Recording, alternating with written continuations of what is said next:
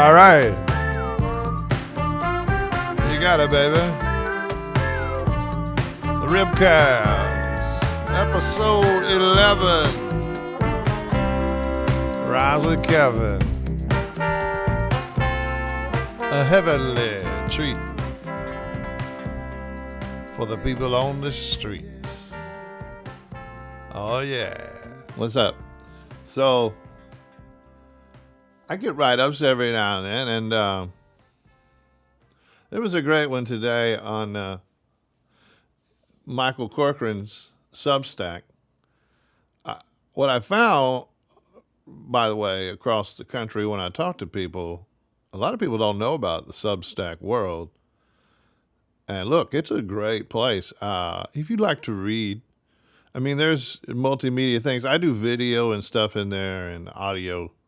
So it's kind of just like a blogging platform, but there are a lot of great writers on it, and there's a big audience on there. And it's subscription based. The idea of it originally was subscription based to support journalism, which, if you know anything about journalism, it's in a critical place now in the world. I mean, especially in the United States, but all over the world, really, journalism is struggling because it's been disrupted, like everything else, been disrupted by technology. And so the old newspaper model is going away. You know, print, physical stuff is going away. It's all digital now. So, and some newspapers have made a successful leap to the digital realm. Some of the big majors, of course, but like you're talking about small town newspapers, a lot of those are just disappearing. They're vanishing. And to be honest, that's when I was growing up, I mean, the small town newspaper was where everybody got their news. So, all news. They might watch the evening news, you know, with Walter Cronkite or something, some major network news. But like my dad, Joe always said, and it was one of his tropes, that, you know, there was a liberal bias in the news media. Now my dad goes back. He's a Barry Goldwater kind of conservative, and he always was. And he told me the craziest shit, and I believe it because he's my dad. I love my dad, and you know. So, and as a little boy, whatever your dad says, you're like, that's gospel, man. Yeah, that's the way it goes. So I was no different as a little boy. And so when my dad would tell me stuff like Nixon, he didn't do anything that every other president hasn't done. He just got caught. That was I remember him saying that many times. And I was like, when I got old enough to read about what actually went on, I was like, every president did not break into the opposition's headquarters and steal from them looking for dirt or whatever. That every other president didn't do that. I'm not saying that someone may not have done that, but no, every other president didn't do that. So anyway, that was just a funny aside. So yeah, now you can see me. You know who to blame. So yeah, this write-up I got, I get the write-ups every now and then, and I always like them. They're interesting, you know. They're never negative. I've gotten a few negative reviews in my life, but not many. And some of those I remember, and maybe at some podcast I'll go over all of my negative press and take it to task once and for all to put it to bed. But I don't think I've ever gotten a negative review with Shiny Ribs. None that I've found. If you can find a negative review of Shiny Ribs, send it to me. Or if you just want to write a negative review of Shiny Ribs, go ahead. I'd like to see it.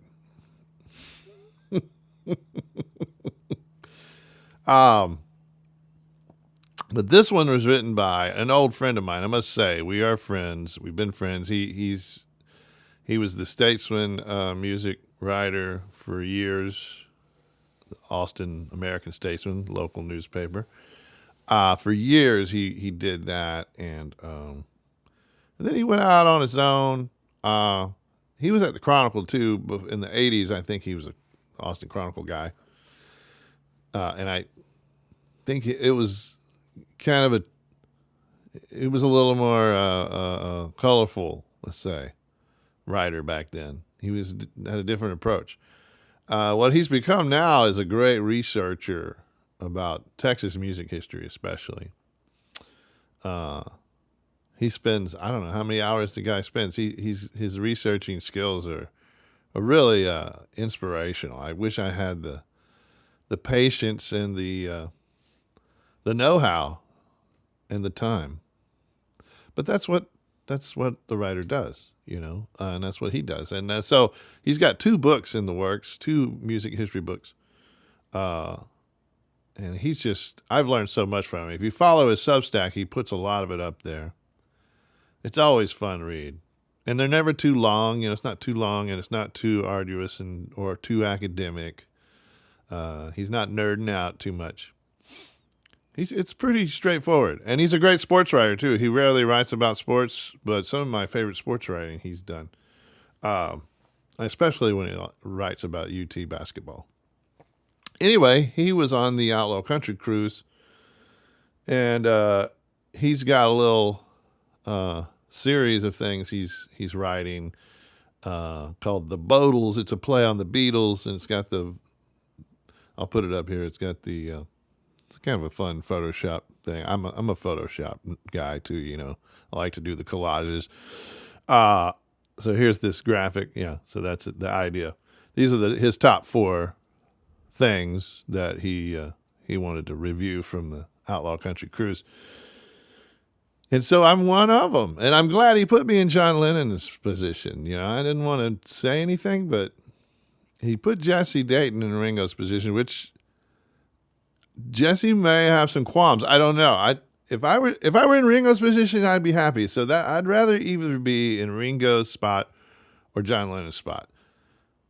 McCartney's spot, George Harrison's spots are great too, because there's only 4 spots. And as long as you're in one of those spots, it's great. You're a Beatle or a Bodle.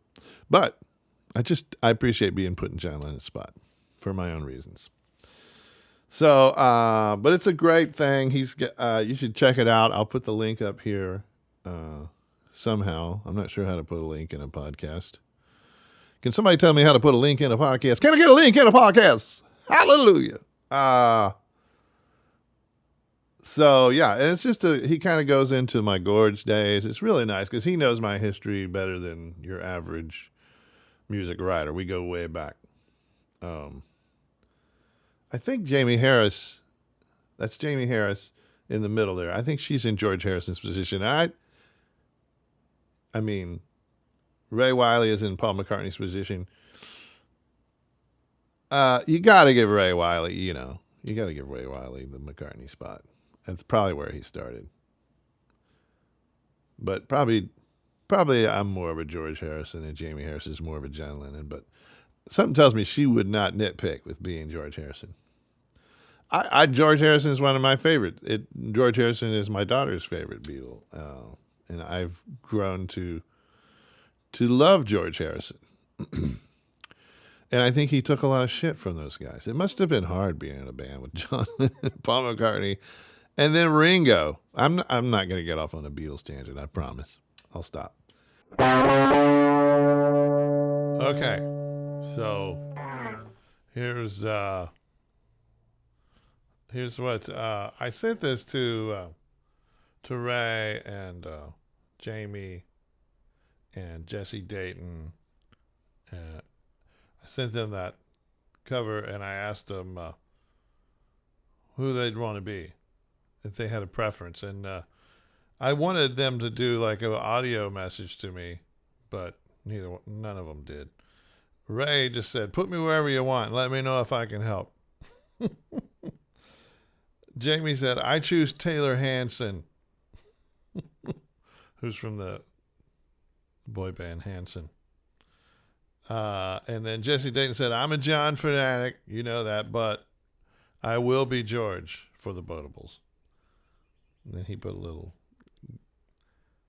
gif of George Harrison sipping tea. So they did answer me. I guess that's the most I can hope for. Yeah.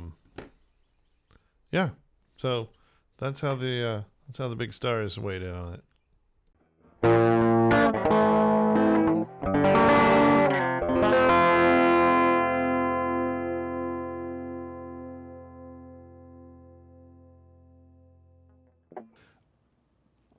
It's just a great little review. He goes into, he likes to make little comparisons and little funny metaphors. Like he calls me the Jim Eno.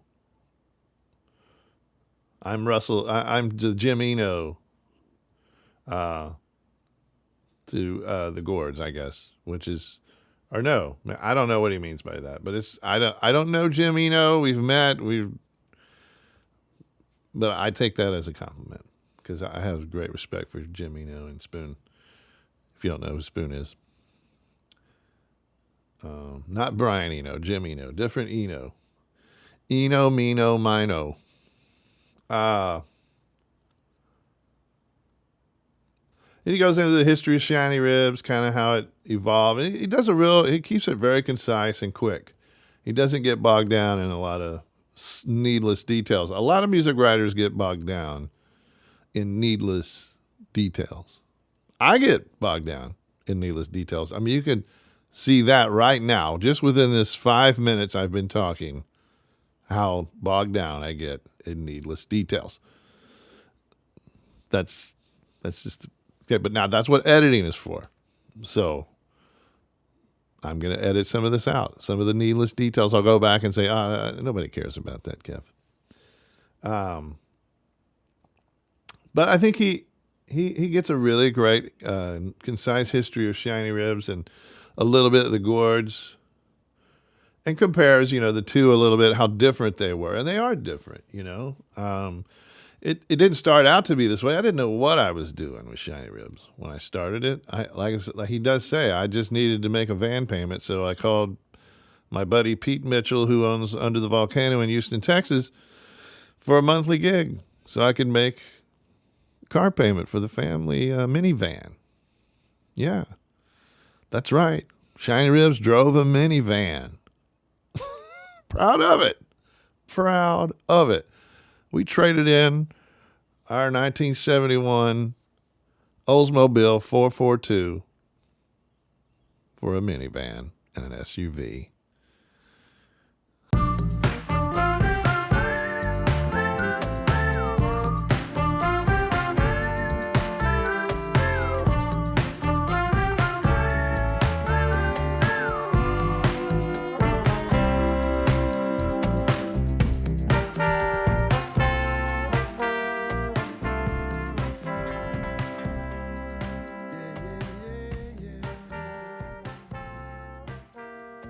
He just brings up a lot of cool things, like the poor people's store. Like, he had not seen us, I think, in a long time, because a lot of Gourds fans, they don't care for Shiny Ribs, and I don't blame them. It's fine. Shiny Ribs is a whole different thing. It's not the Gourds. It's never going to be the Gourds. It was never supposed to be the Gourds. I'm just me, and I was part of the Gourds. The Gourds was some of its parts. Me and Jimmy Smith and Claude Bernard, Keith Langford, Max Johnston, Charlie Llewellyn on drums before Keith. So there was the early iteration of me and Jimmy and Claude and Charlie, that 4-piece, and made 2 records. And those are still 2 of the most beloved records by all Gourds fans.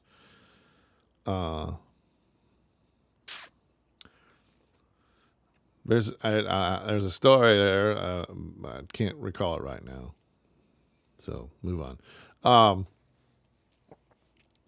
Yeah. So and then the Keith and Max joined on "Ghosts of Hallelujah," and from then on that was the Gourds. And he goes into all that stuff, and even a little bit of Pickle Cody. He talks about Shreveport, working at Johnny's Pizza with David Green. Me and David Green. How Jimmy came to the band, how George Reef, the Shiny Ribs producer, of the first guy that produced the first 3 Shiny Ribs record, George Reef, my old friend, how George was the one who sent Jimmy Smith to the Picket Line Coyotes. That's how me and Jimmy met, is because of George. Because Jimmy auditioned for George's band, and George realized Jimmy was a bass player, not a guitar player, and so he said, you should go. These guys, TheGourds, need a bass player. That's how it all happened. I mean, it's just funny how life unravels, how the story unfolds, It's nice to know who's working on your behalf out there. I mean, you'd like to know who's working against you, because there are people who don't like you and they're working against you. I know there's people who don't like me and they work against my interests, and they're going to look over me for whatever reason. I can't worry about that. But it's good to know the people that help you, because the people that hurt you, what are you going to do? You can't take revenge. You just have to forgive and move on. And, if you ever get the chance to stick it to them, you will. And I know who you are. I have a list. And he gets into the thing, that there. This is the only thing I took umbrage with. Yes, I use the word umbrage. He does at some point here call me, I really like this line, the round mound of get down. I have that belly. I'm known for the belly, the Buddha belly. It's not a beer belly. I've never been much of a beer drinker. I rarely drink beer at all. So it's just my genetic body type, whatever that is. Everything goes to my belly. Probably too many sodas when I was in my 20s. In fact, yes, way too many sodas, too much pizza, burgers, junk food. I didn't think about what I ate, and I really didn't exercise. I just lived a sedentary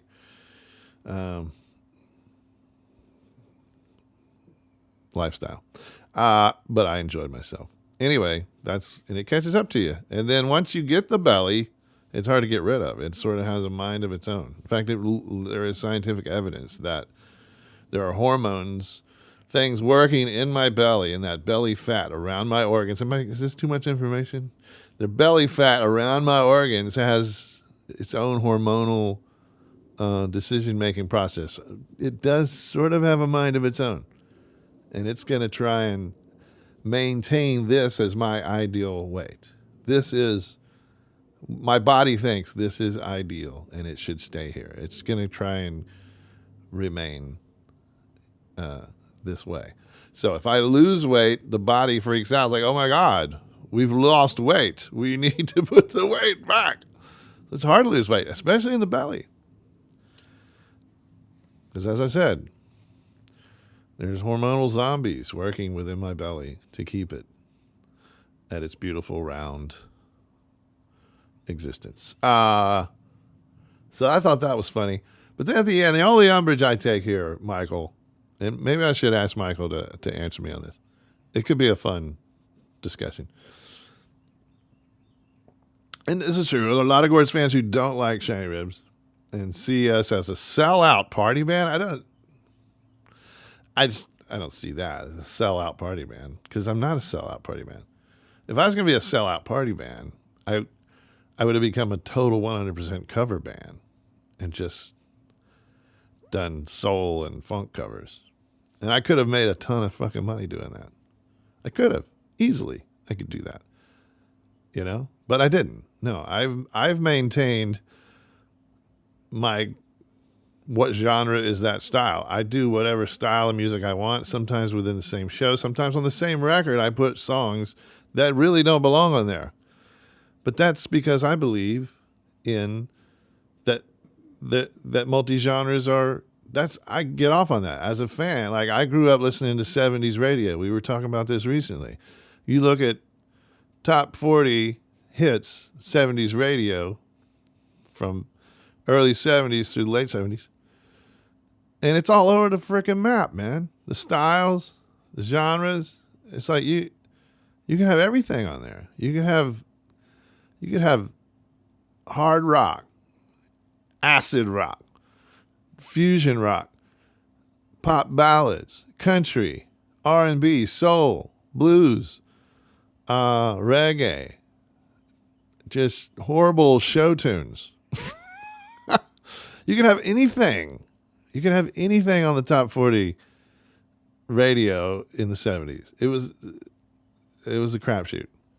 There was no standardization. This is before standardization took hold in the 80s. That's when media was bought up by corporate conglomerates, and marketing went through a revolution, and they realized they could compartmentalize everything and make it specific to the marketing, tie it to marketing, drive it home, repetition over and over. They learned all of these marketing skills that are now being used against us politically, honestly. All this shit was developed in the 80s, and they've perfected it to a science now. And with the internet, it got even better because they were able to steal our data. So they know exactly what a lot of us think, what our choices are, what our preferences are. Remember all those questionnaires you answered in the early days of the internet? How funny it was. Oh, this was my score. Oh, this is my score. Look what I got. I'm this, I'm that.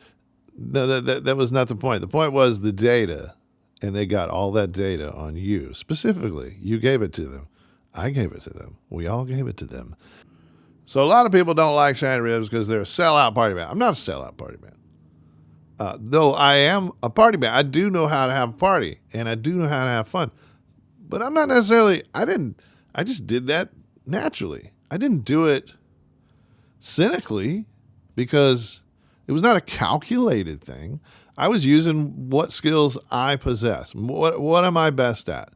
I'm a great showman, and I wanted to explore being a showman and doing a physical dance, a heavy show with lots of interaction with the fans, like Elvis, James Brown. That was kind of what I based it on. I wanted to do that, and I had the skill set to do it, and it's been incredible. To dismiss it as a sellout party band for anybody, and he may just be ad-libbing here, but to do that, it's just not fair. I must take umbrage. He says those are the Jimmy. And Jimmy does have people. Now, Jimmy Smith has his fans. But folks, look, I am one of the original Jimmy Smith fans. And that's something that, I don't think most people understand. It's like, I'm a Jimmy Smith fan. Always was, always will be. I think Jimmy Smith is brilliant. He's a singular talent. He's misunderstood in a lot of ways. He challenges the listener in ways that I never would. I never could. That was, in essence, that was the schism, as many in the Casa Huevos Negros would call it. Schism.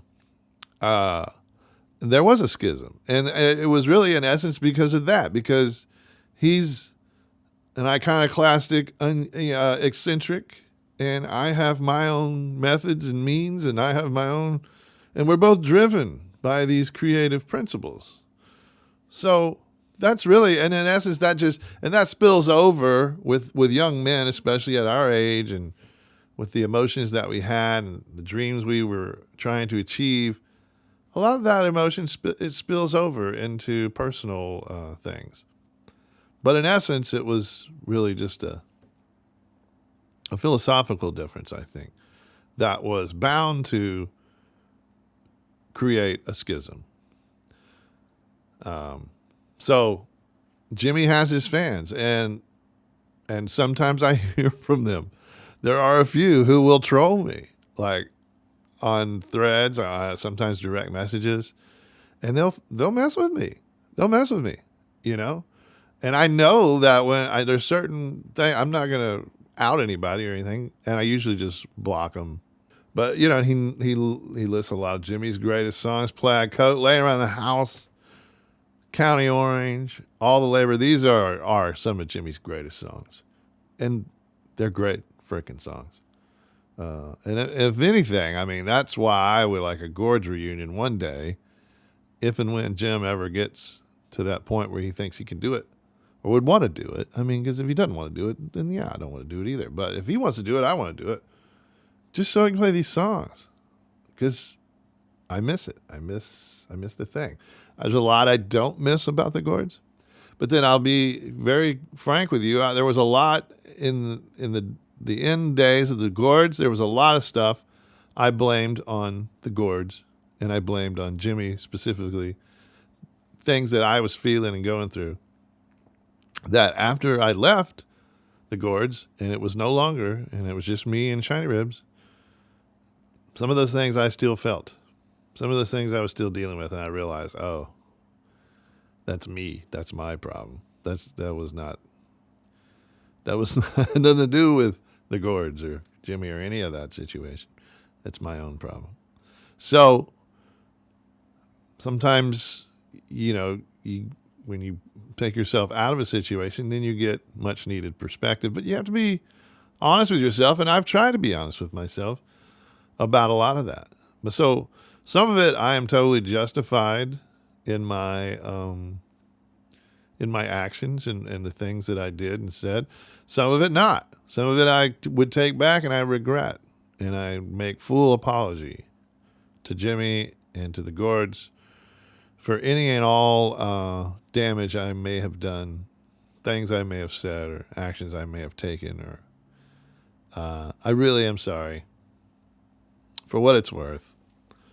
That's all you can do, right? But then he goes on to say, and he actually he says, sometimes I even get tired of the showbiz shtick. Showbiz shtick? I mean, come on, it's not shtick, is it? I mean, or is it? I don't know.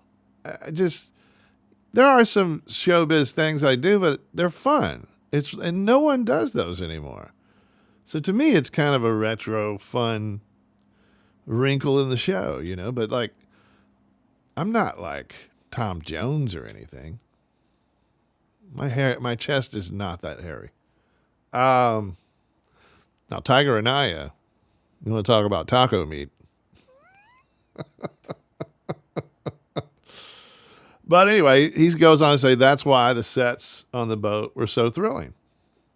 To see this giant band and so many eyes, people seeing us for the first time, you see how fun it is. It's pure fun. That's what Shane Riz is about.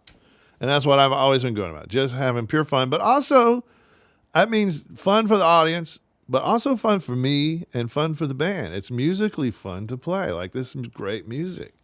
And we spend countless hours and worry trying to get these arrangements exactly the way we want them. We really do. We work really hard on the music. And that's something I really love. And to be honest, that was not, we worked on stuff in the Gourds, but it was limited as to how much we could achieve as far as working on an arrangement collaboratively. There were just certain obstacles to go in too far into improving the arrangements. That I still hold that position that you have to work to eventually get to the right arrangement. So yeah, but that's the thing about Shiny Ribs is that I that love of arranging and the musical part of it is huge. But of course, the show is going to overshadow a lot of that.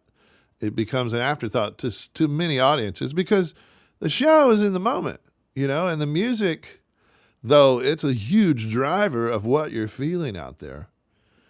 Visually, you see me shaking my hips or dancing around, spinning around. You see the Shiny Soul Sisters doing their thing. You see the horn, the brass flashing, It's big. It's a big flashy show, but it's an old school show. Like, we don't have pyrotechnics. I don't even have a backdrop. I got nothing. All we have on that stage is people playing music and dancing. And that is as old school and as real to me as it gets, man. It's like, so give me some props, people. You say shtick. I ain't using shtick. I ain't using backing tracks. I'm not using lasers. I'm not using fog. I'm not using robots. You know, we're gutting it out, man. The old school way, music and dance, physical show. It's a physical show. It's a physical showmanship.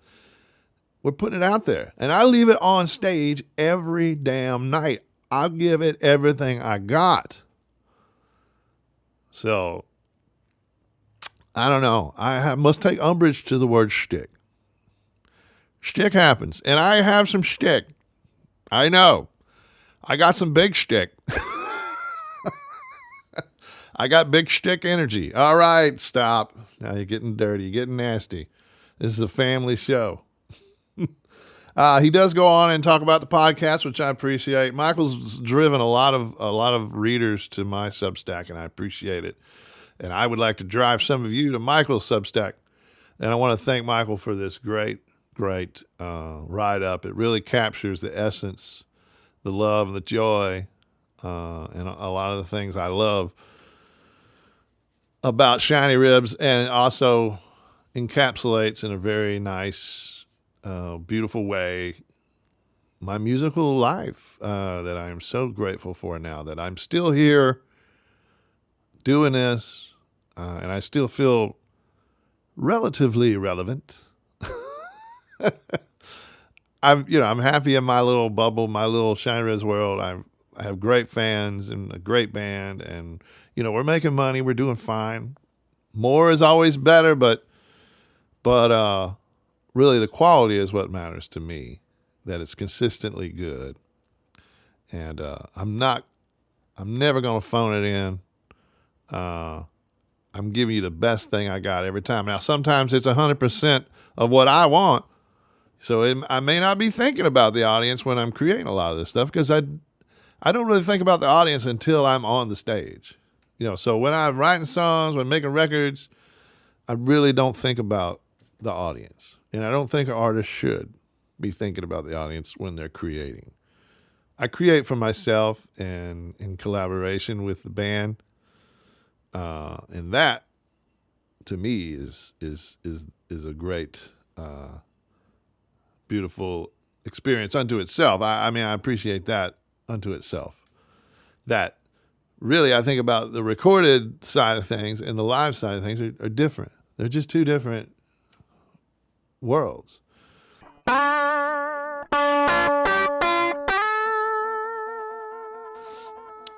Perhaps we should do a live record.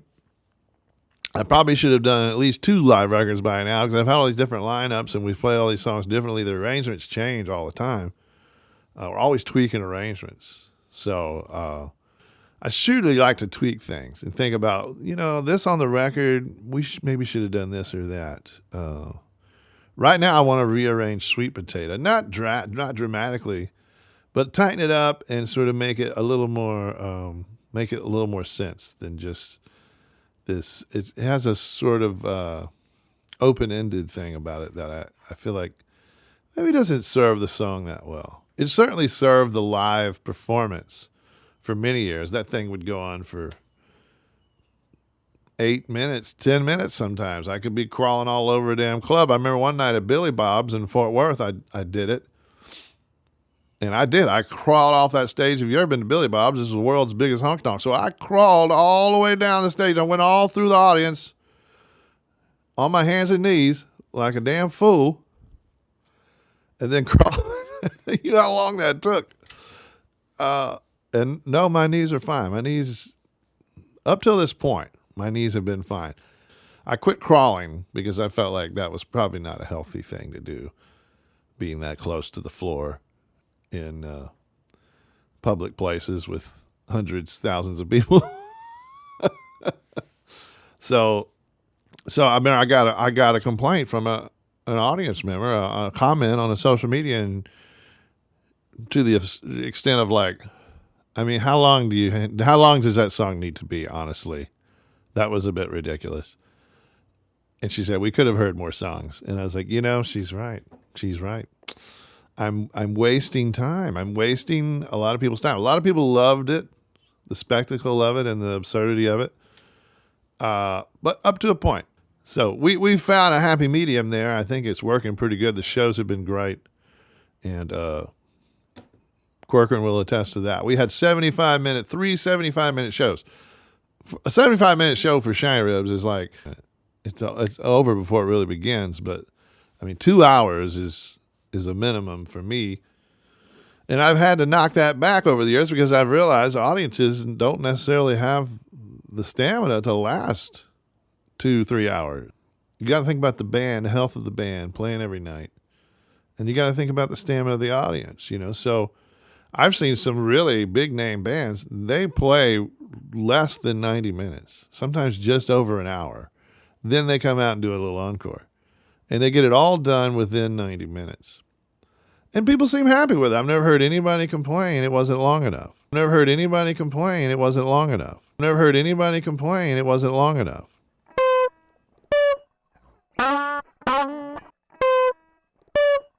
But again, they're not a show band like Shiny Ribs, and people want to see the show, and they know the longer I'm out there, the more likely something crazy is going to happen. So that's part of it. Anyway, it was a great article, Michael. Thank you. And yeah, y'all go check out Michael Corcoran's Substack. Really great music writer. One of my good friends, and just sometimes he's a shtick. Don't give me that shtick. All right.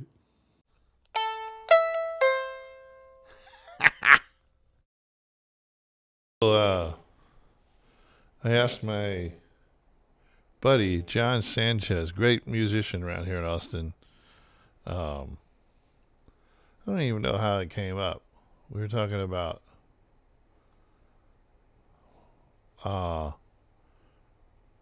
hitchhiking or something. Anyway, I can't remember why he sent me the story and what we were talking about. But we got to talking, and he told me about this trip he took when he was a kid, a teenager. He hitchhiked from Baton Rouge to Houston to see the Residents, which just blows my mind. Like, I would have never done something like that when I was a teenager, man. I played it very safe. And I always admired those folks who pushed the envelope, man. They took risks. And they have great stories to tell.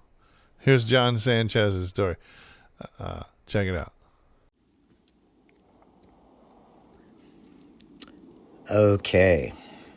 So, it's February 1986. Baton Rouge, Louisiana. I've got a small apartment with some friends. I'm playing in some punk rock bands. Really enjoying being a teenager. Having a great time. My favorite band is The Residents. They are on a tour. They're going on their first big U.S. tour.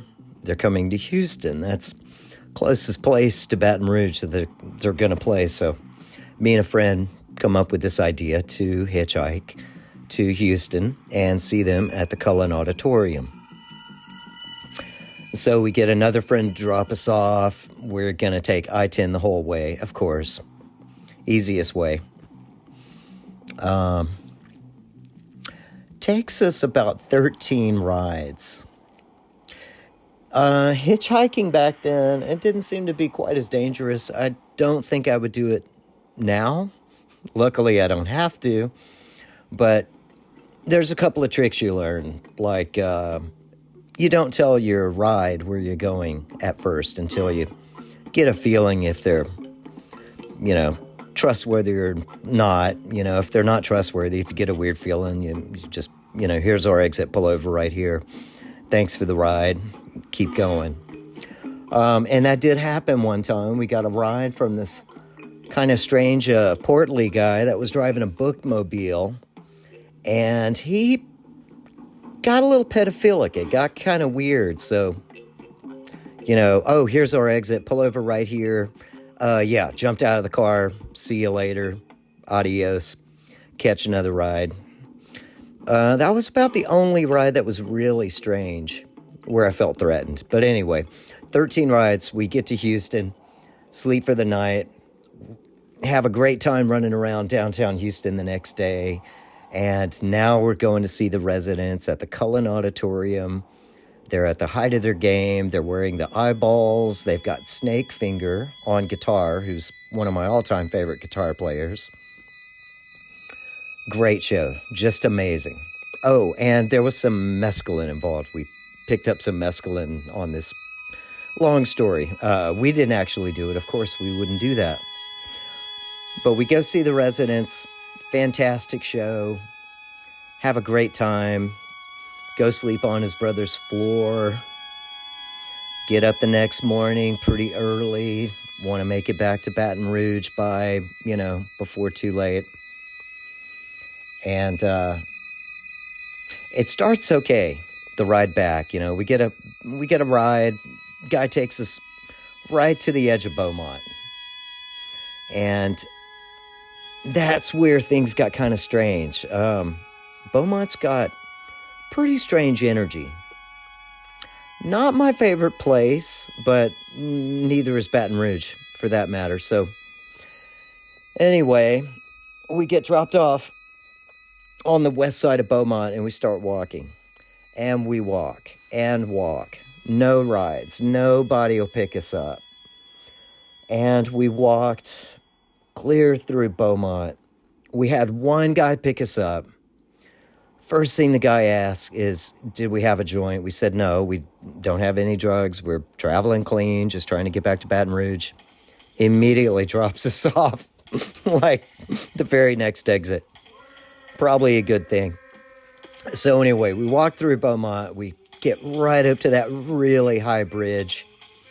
And we just sit there. There's nothing we can do. But finally, a big truck pulling a tractor on the back of a trailer pulls over, and these guys offer us a ride. Get in the car. They're from Alabama. They're buying a tractor trailer. It was a backhoe. It was some kind of backhoe.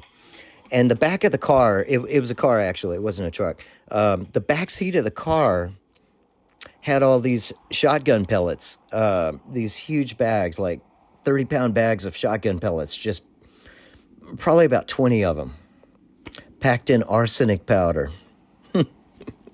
Not the kind of thing you want to be sitting on when you're driving, but, we get in the car. They take us over the bridge. We're getting into Louisiana. They pull into some kind of restaurant. I remember they made a big deal about how Christian they were, which is totally fine with me. They wanted to say the blessing. They prayed for us. We had some good food. We got back in the car. We kept driving. They dropped us right on the other side of Lafayette. And our next ride after that was some kind of government agent. Strange guy. Dressed in a suit, LTD, real Lincoln lawyer kind of guy. But he gave us a card, and he said, if anything happens to you, call this number. I'll help you guys. You seem like good kids. Hope you make it home. Good luck. And then we had one more ride into Baton Rouge. Got in, I don't know, maybe midnight. Made it safely. I think we had a total of like 16 or 17 rides. But pretty cool formative experience for a young man. Incredible show. Lucky we didn't get killed or, Manson family situation, none of that stuff. And, I got to see the residents before I'd even turned 19. So, great experience. So, yeah, I can't even imagine. I mean, the closest I came to it, well, we kind of hitchhiked one time, the Pickle and Cody days. I think I've told that story on here before. The epic story from Arkansas to Mississippi with a cracked block.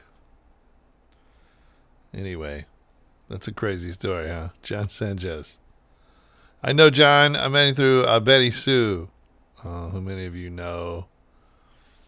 And he's played with, Bob Schneider and lots of people. He's just a long time great music creator here in Austin. One of the people that make Austin so cool and so interesting. It's the people, baby. It's the people.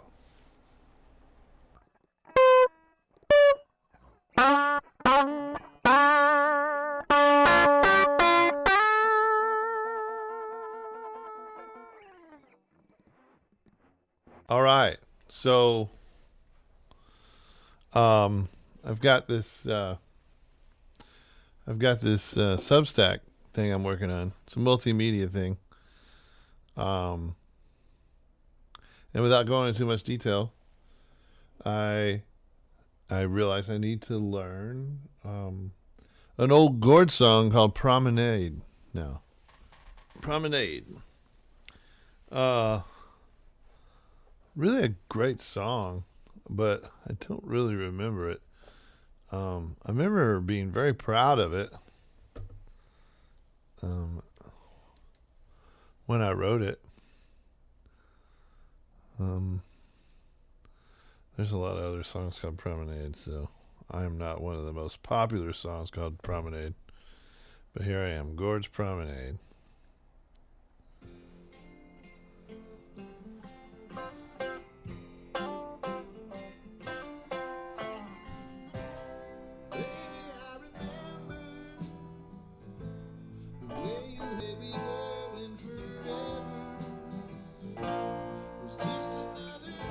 Cool chord progression.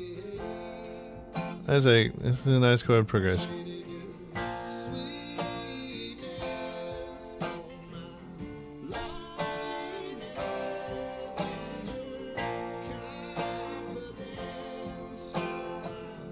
On the grand simple grace, disarray, stock and trade, while you promenade.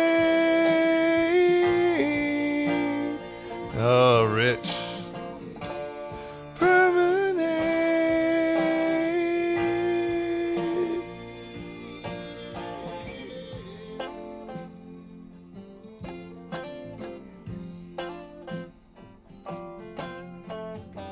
Sometimes I'm singing to the ceiling. Sometimes I'm talking to the wall. Oh yeah, it's coming back now. Sometimes I forget this feeling's on its way. It's like a ghost that knows my address. Oh, I like that line. It's like a ghost knows my address.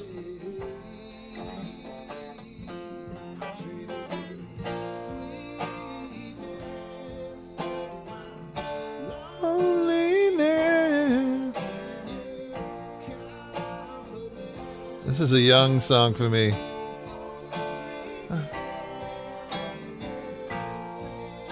And in fact, it was inspired by teenage, young love, you know. It's so intense. Those first loves we have. Because the emotions when you're a teenager are so intense. And,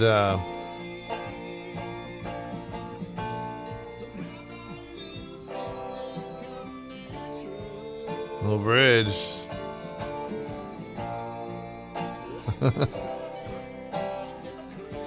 That's total Vic Chestnut right there. So my memory, this whole bridge is very Vic Chest. And it stands in my path. It stands in my path.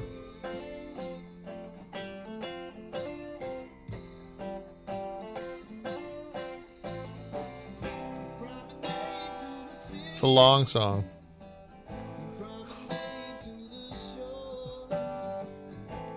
I'm thinking I should make it shorter, you know, because it's just like, we're at 5 minutes.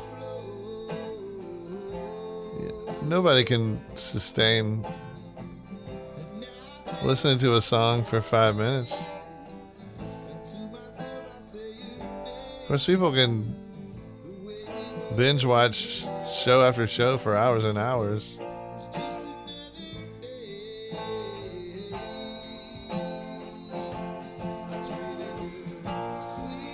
Wow. It's like a Southern Gothic epic. This is definitely a black and white movie. I can see it.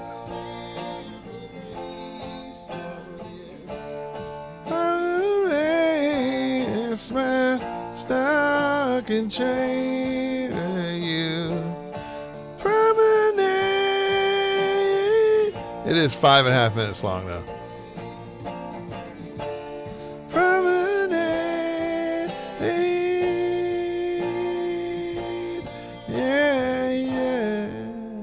Yeah, get it over with, buddy. Don't belabor the ending. Wow, Promenade.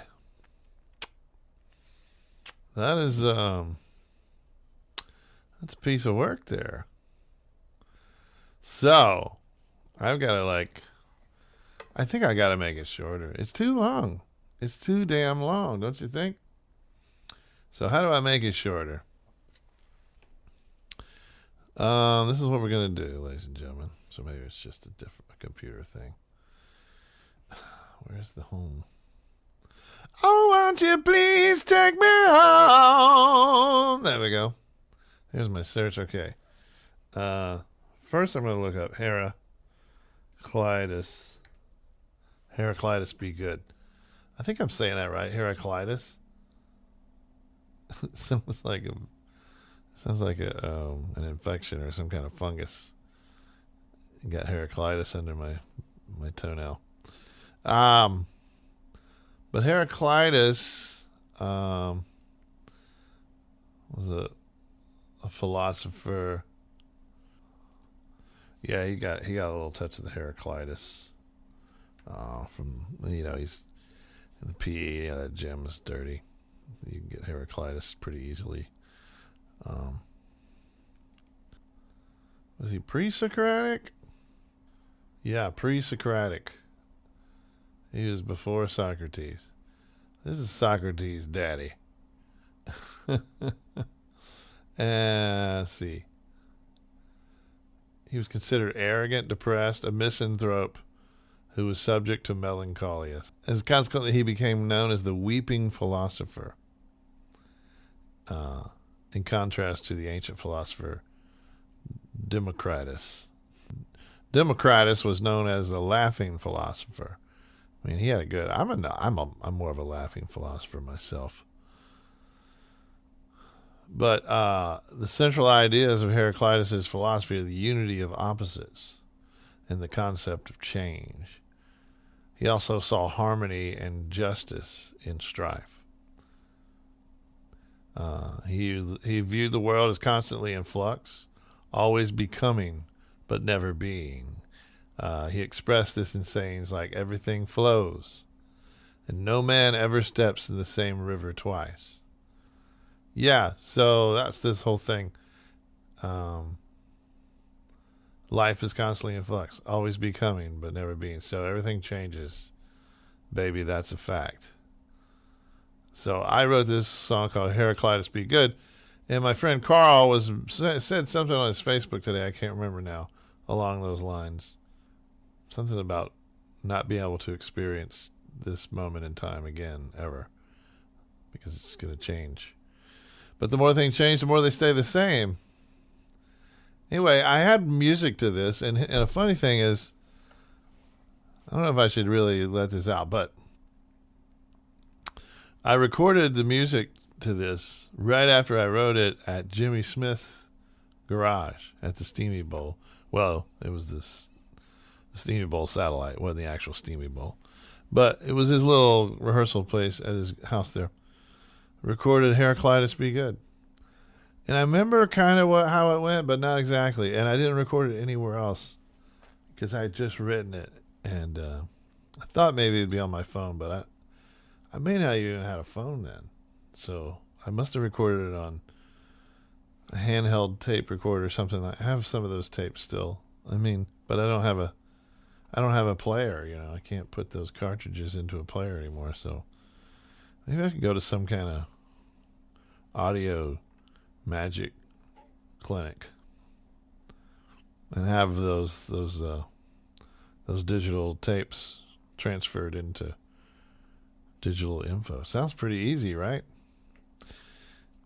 Well, anyway, I just wanted to talk about Heraclitus Be Good because I still have the lyrics. Everything flows, nothing abides. So save your money and say your goodbyes. You won't step twice in the same river. You won't give twice to an Indian giver. Without retraction, the flux and flow, you'll never accomplish what you don't know. I'm sorry to tell you what you thought was so nice, but whatever you're thinking will not suffice. You can't count on the same thing twice. Grease ain't gravy and grits ain't rice. And the chorus goes like this. No universal golden age. Can't put dreams in a cage. Out of protection, a stinging bee. Out of discord, harmony. The same mistakes are new again.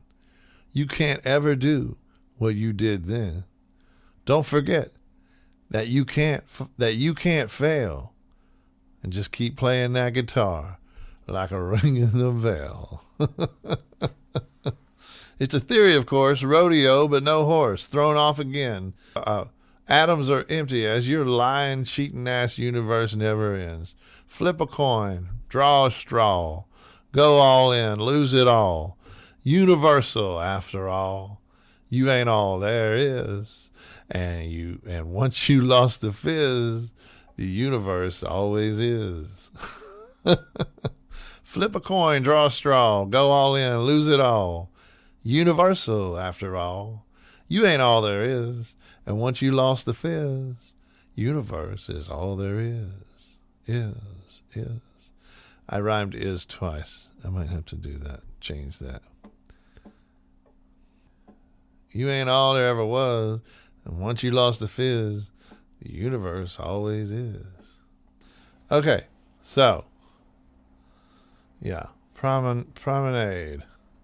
So, yeah, I wrote this. It was when my kids were in their younger teen years, like 12, 13, 14.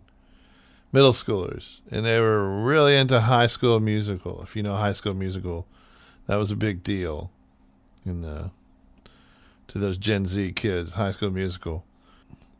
But the vibe of it was always on. So that seeped into my brain. And I wrote a song. I said, I'm going to try and write a song that's sort of in that feeling. Just trying the feeling I was getting from High School Musical, the intense teenage love. When I was young, I really got into that. It took me a long time to get out of that. It's sort of a young boy, young man feeling, just being so in love with someone. I guess it's just a young person thing, 'cause everybody feels that. But I only know it from my side, and God, it was intense. I didn't know how to handle it either, I must say. I was not very savvy about that. I really tried to be, but the more I tried to be savvy, the dumber I seemed. And then I would do things like there was this one girl in high school, I totally fell in love with her. She wasn't in love with me, but I was just thought she hung the moon. And so I wrote poems about her every day. She was my muse. And I wrote all these love poems. And I wrote songs, I wrote poems, I wrote about her every day. I was obsessed with her. And I think it was a bit much. To me, it just felt so wonderful. I didn't understand what it was, and I thought, but to her, I'm sure it was like, oh shit. This guy is like way over the top. I was way over the top. And I would always get way over the top because I fall in love so easily, you know. I fall in love so easily. Is that the right melody? I don't know. Chet Baker. I fall in love too easily. I can't remember the melody, but so yeah, so that's kind of what I was trying to channel here, was that feeling, you know. And it's pretty good.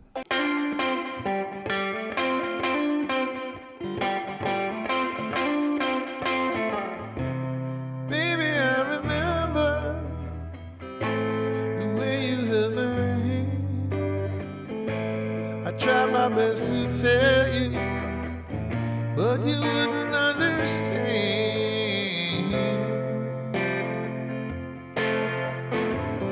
Now I think about you always, and to myself I say your name. The way we were when forever was just another day.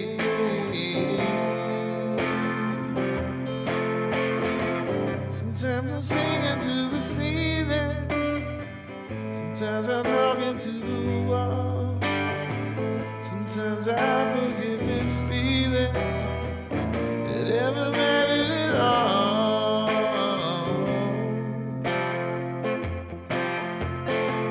Yeah, in the evening when the sun's down, there's a sadness on its way. It's like a ghost that knows my address and where I lay. Traded sweetness for my loneliness and your confidence for my own regrets and your simple grace for this disarray. That's my stock and trade while you promenade.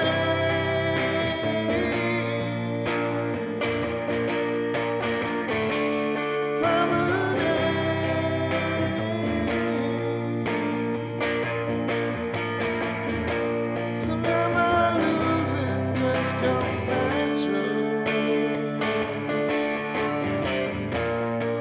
like a Southern Democrat. Oh, nostalgia haunts in my memory, and it's there in my place, in my past.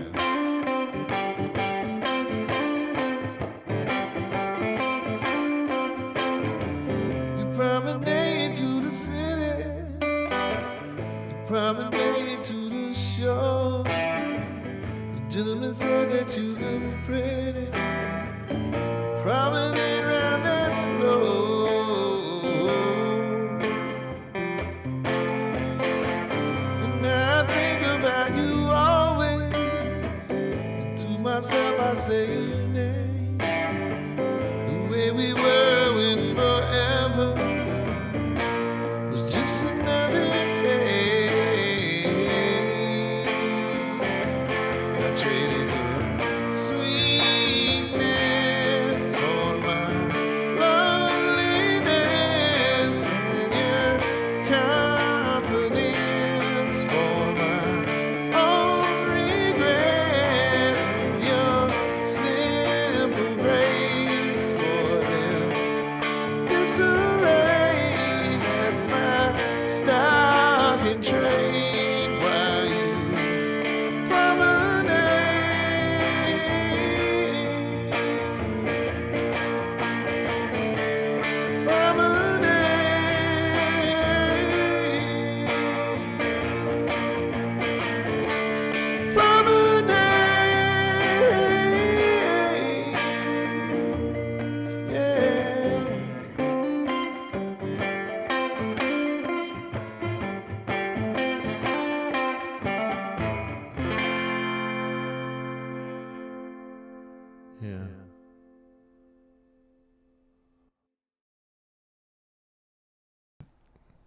I didn't consciously do this, but I just dropped the first chorus.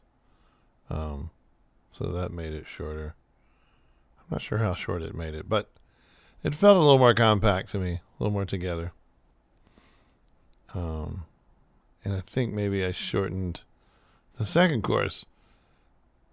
So maybe I don't sing the hook enough. I don't know. There's a lot of rules in this hard scrabble world of songwriting. It's not easy. But anyway, that's Promenade. I've relearned it, so hey, maybe I'll wind up in a Shiny Rib show one day. It's definitely going to be on a Substack post coming up in the next week. Multimedia post. My buddy Lounge Jones sent me a poem about a picnic table, and all hell broke loose. You have to check it out. If you're not subscribed to my Substack, you can subscribe for free and get a lot of the stuff I do eventually. Or you can do a paid subscription and get stuff sooner. You get a little more multimedia stuff, audio things, if you're a paid subscriber. But most things I publish to the paid folks, I eventually publish to the free folks. So come on, sign up to Substack. Or you can join me over at Patreon. That's a little more chill. With Substack, you're going to get a lot more from me. And if you're not prepared to be getting a lot of posts from me, then maybe don't subscribe. Because I'm pretty active. And I like to engage with people. I like to discuss things. So, come on out if you're ready to mix it up. If you're ready to mix it up in the new world, come on over to Shiny Rib Substack. Whoop, whoop. All right, y'all. Woo! Episode 11. Keep them coming, baby. Keep them coming. See y'all next time on the Ribcast. Oh, yeah.